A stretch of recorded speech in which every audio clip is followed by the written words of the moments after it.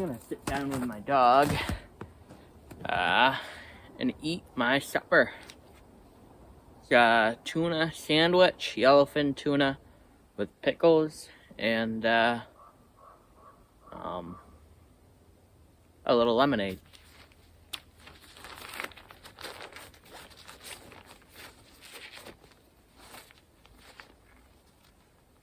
Figured putting my dog up there would be a better way to keep her warm. For now, I'm going to sit down on in. Stay. Like I will try not to tip you over. Stay. When in doubt, remember to stay. There we go. Kinda nice and warm. I'm actually gonna kind of kick the boots off, possibly lay down because I feel like I'm squishing my dog quite potentially. So, I'm going to lay down, nice like this. Got the warmth of the underquilt. I'm actually even gonna scrunch these sidewalls up a bit. That's for a little extra warmth. See, I'm also purposely testing the warmth of, well, I already know this underquilt is very warm. I actually think I like it better than my Eno underquilt. So, my original purpose of coming out here was to test the warmth of my Eno top quilt for a little bit. I haven't got that out of the backpack yet, and I don't know if I'll actually get around to doing it today, because it gets dark pretty fast. So, I'm going to work on lunch. I'm not going to put my top quilt on while I eat lunch, but that's also why I'm kind of dressed in thin pants and just a sweater. Because I want to see, you know, how I would feel sleeping with how I normally would. I run cooler when I sleep or whatever, so, you know, it is what it is.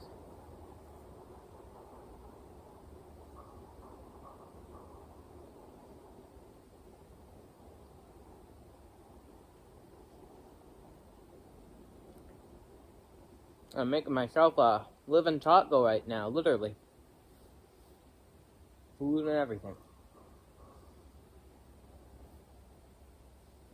So far, I gotta say, their setup right now is actually very cozy. Very, very cozy. I feel like if I had a warm sleeping bag or a top quilt, I could probably sleep right here all night. Easily.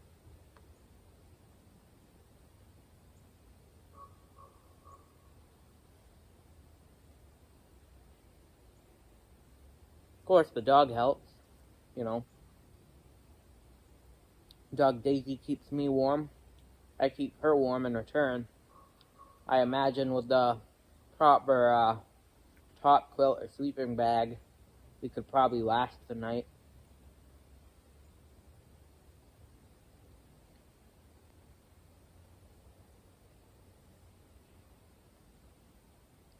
And the reason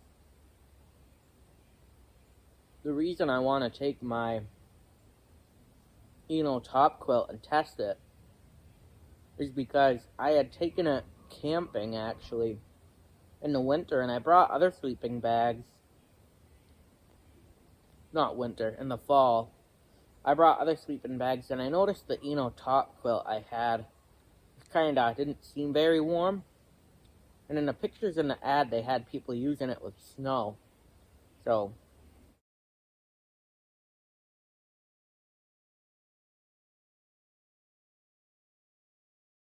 but you know, you don't always have to use brand names.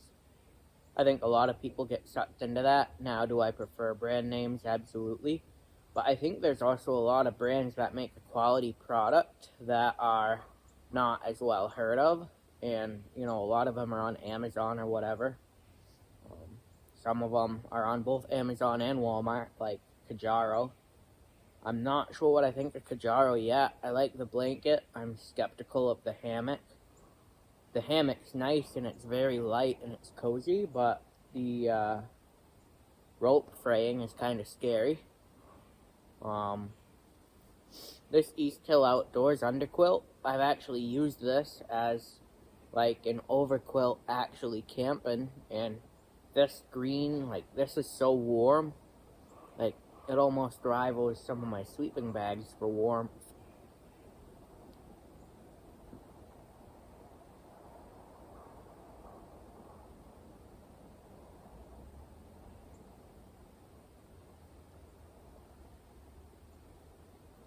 I love looking at that view. The tops of the hills out past the trees. My dog, however, likes looking in whichever direction she hears birds.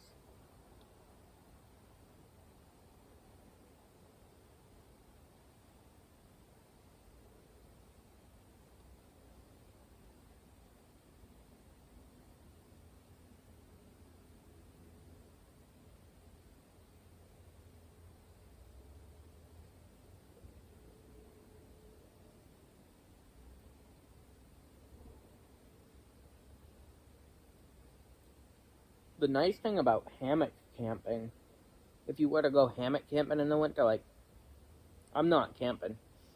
I'm just out here enjoying my time before it gets dark. I do want to camp out here sometime soon, but I gotta plan it right if I do that. It's a lot of variables with my blood sugars and stuff. But I think I've noticed personally for me, I feel a lot warmer on my back side, my back, legs, and everything else when I'm using a hammock with an underquilt than I do if I'm up on a cot with like a sleeping pad, or even on the ground with a sleeping pad.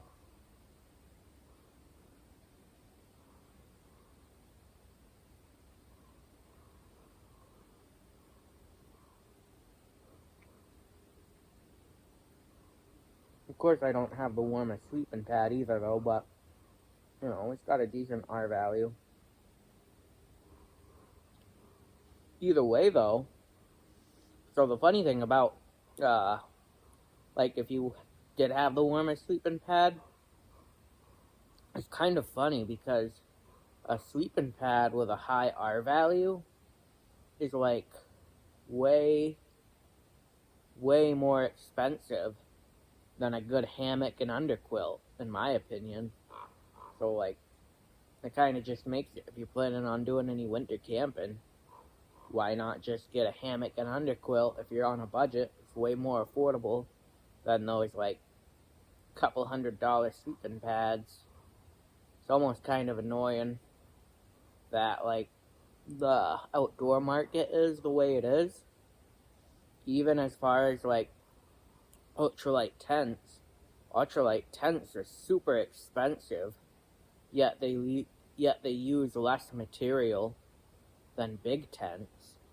And on top of that, like, once again, a whole setup with a hammock, tarp, and underquilt can easily run cheaper than an ultralight tent. So once again, if you're on a budget, it just makes a hammock the better option.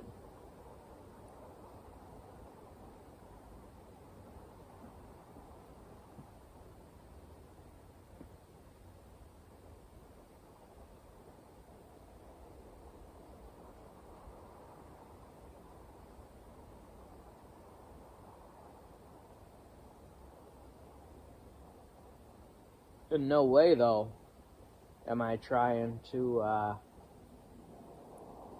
slam good gear. I prefer good gear myself. I think there's a middle of the road for prices of outdoor gear. I think the very cheap stuff you want to stay away from. I think that middle of the road, like, let's just say around 60, 70, 80, anywhere from $60 to maybe $200, I would call middle of the road, depending on what the item is. and then like sometimes 160 and up is kind of just high end. Like, not many people will be able to do that. And on top of that, why wouldn't not just average, but like really active outdoorsy people, especially like very active outdoorsy people, want to save their money with middle of the road gear? Because if you could get really good product at a middle of the road price, like if we forgot that, just like forgetting the saying that the expensive stuff is better, or buy once, cry once. If you can save that money and still get a really good product that does the job as a product that's way more expensive, then you can use that money you saved to fund your other outdoor adventures. Like, what's the point of spending almost $1,000 on camping gear and then not having that money to go camping, when you could spend a couple hundred and have a couple hundred more for your camping trip? Same thing goes with fishing. I like fishing. I don't have anything super expensive. My most expensive rod is, $99. And I just think, why? Well, spin fishing rod. I have fly fishing equipment that's way more expensive, but, still at the end of the day, it's all budget equipment I have, but it's not the bottom of the road budget. It's decent budget, still brand names, just the cheapest things brand names offer. And just, why spend top of the line money when you can use that money for extra trips? Don't worry, you'll get your bite.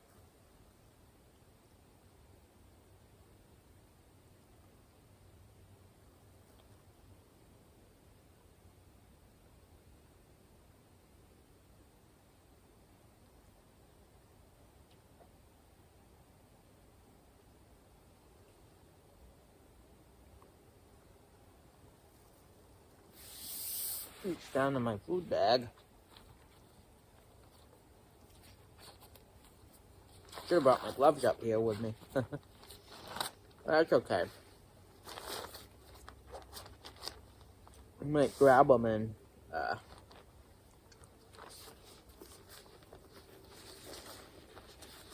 grab that top quilt, at least for a little bit, till it starts getting darker.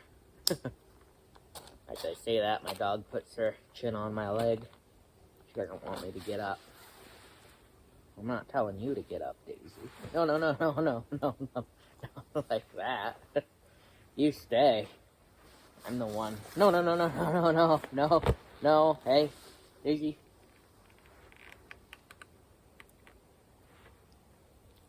Give me your other paw.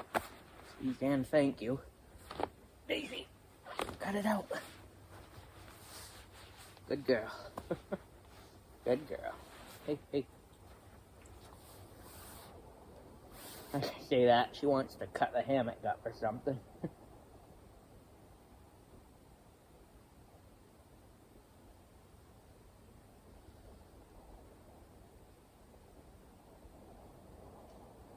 Beautiful view of these trees. Just something about the view when you lay down and look up at trees.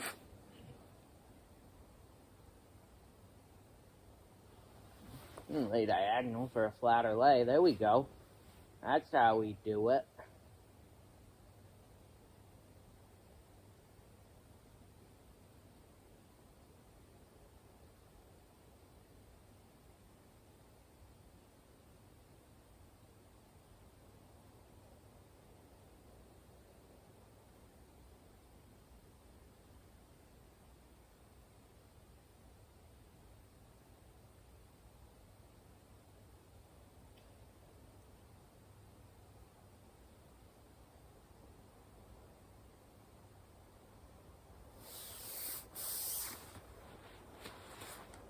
Stay.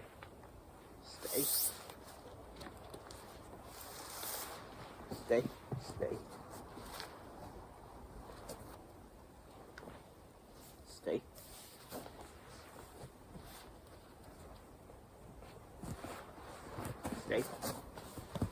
Stay. I'm actually just, no, stay.